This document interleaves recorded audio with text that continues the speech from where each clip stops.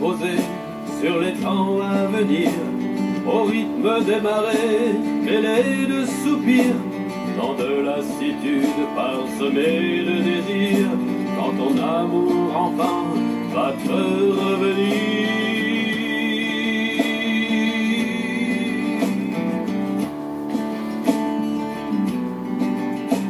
Fini la solitude, sombre pensée, une lueur d'espoir vient les éclairer. Après tant de jours passés à l'attendre, le voilà de retour en ce début septembre.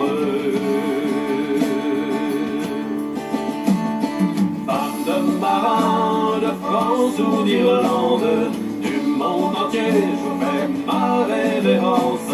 Combien de retours avez-vous vécu sans pleurs ni larmes, tout en retenue? Pas de marin qui restait à terre, avec les gamins priant pour leur père. Combien de tempêtes, de méchants coups de vent vous ont fait craindre le pire dénouement.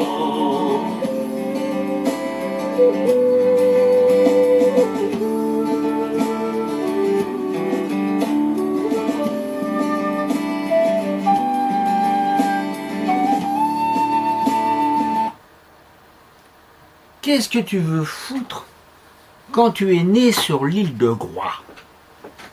Tu ne peux pas être chauffeur-livreur. Tu ne peux pas être routier. Il n'y a même pas de restaurant au milieu. Qu'est-ce que tu veux faire d'autre qu'à part être marin? Et quand tu es marin, qu'est-ce que tu peux faire d'autre que d'attendre tranquillement l'âge de la retraite? Enfin, si la mer te laisse cette chance, ou si tu ne l'as pas, eh bien de mourir dans ce que les gens appelaient autrefois la gueuse. Par contre, mémé Marie-Ange me disait toujours, tu vois mon petit gars, il vaut peut-être mieux mourir en mer que de mourir dans un CHU, centre hospitalier universitaire.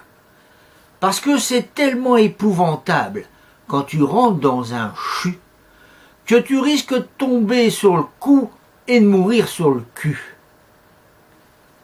Alors, si tu ne meurs pas en mer, si tu ne meurs pas dans un CHU, la meilleure chose qui puisse t'arriver chez nous, c'est de mourir chez toi. Ouais. Chez nous, on est fiers quand on peut dire « Ouais, le mien, il est mort hier soir, mais il est mort chez moi. » Tenez, une histoire vraie, si. Deux vieilles qui se connaissent bien se rencontrent un jour dans la rue. Mais au moment où elles se croisent, il y en a une qui oublie que l'autre vient de perdre récemment son mari. Alors, elle lui fait « Ah, eh ben ton mari, comment ça va ?» Et puis elle se rend compte aussitôt de sa boulette. Alors elle rajoute « Toujours mort ?» Ouais.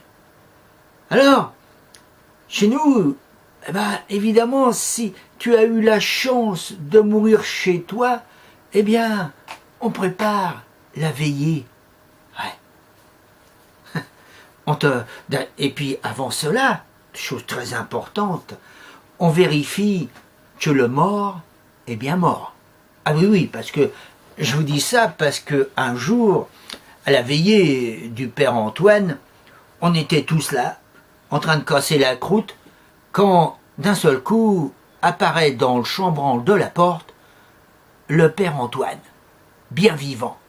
Ah, il nous regarde et il nous dit: allez les gars, j'espère que vous n'avez pas tout bouffé, hein, parce que moi, avant de partir, j'ai un trou à boucher.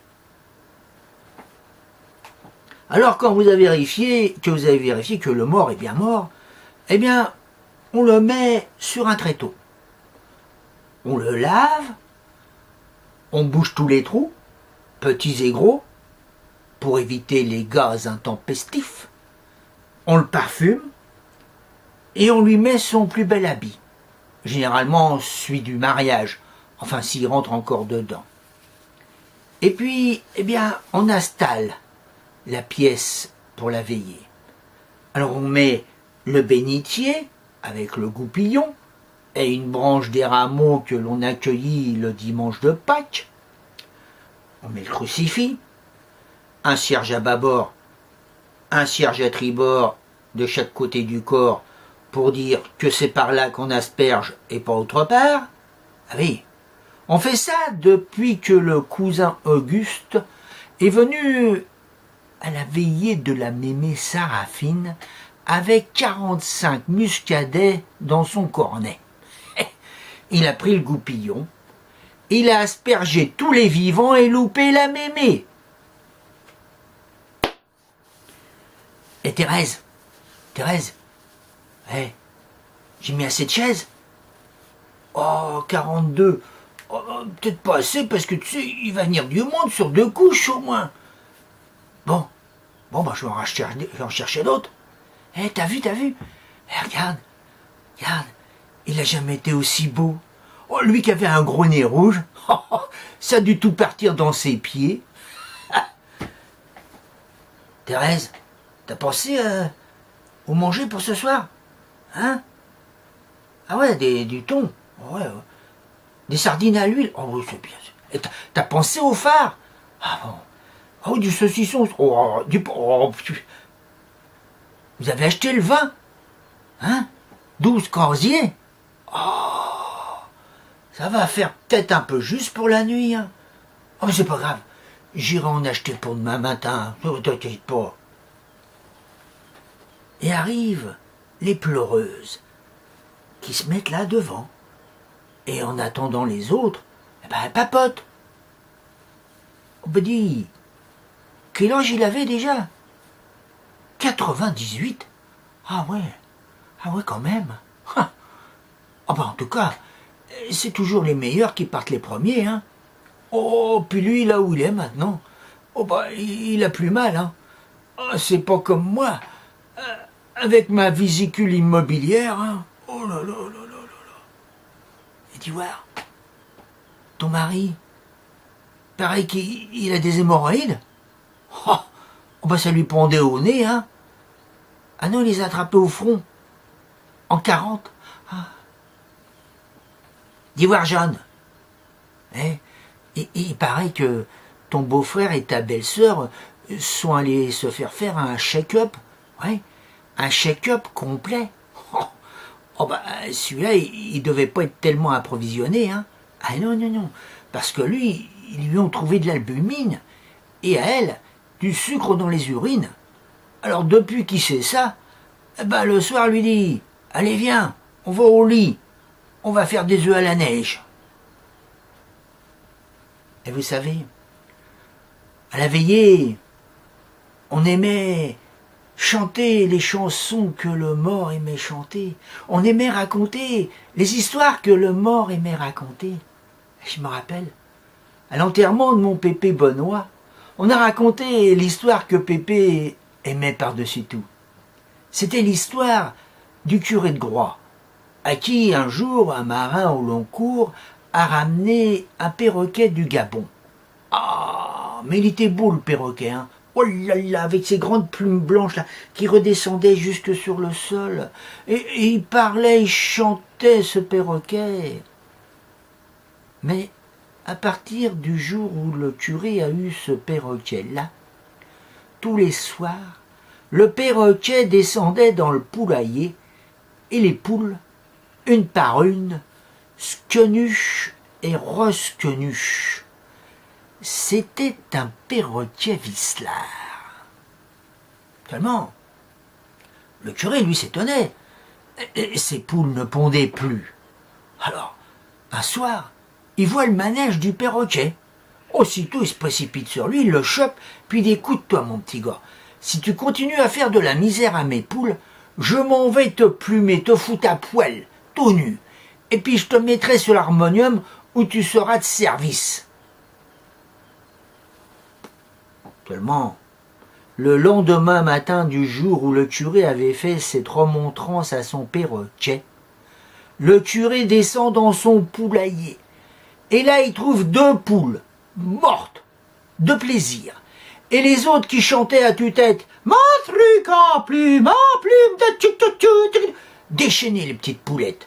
Oh, le curé, il attrape son perroquet, et tout, plus une plume sur le caillou, à poil, enfin, sans plume. Il l'emmène à l'église, il le pousse sur l'harmonium, et lui, toi, quand les portes de l'église vont s'ouvrir, tu vas dire « Les femmes à gauche, les hommes à droite, les femmes à gauche, les hommes à droite. » T'as compris ? Oui, j'ai compris. Les portes de l'église s'ouvrent. Les gens rentrent. Et le perroquet. Les femmes à gauche, les hommes à droite. Les femmes à gauche, les hommes à droite. Les femmes à gauche, les hommes à droite. Et à ce moment-là, rentrent dans l'église 2 chauves. Le perroquet se dresse sur ses ergots. Il tend son aile complètement déplumée et il crie « Vous là-bas, les baiseurs de poules, avec moi sur l'harmonium !» C'était l'histoire que Pépé Benoît préférait.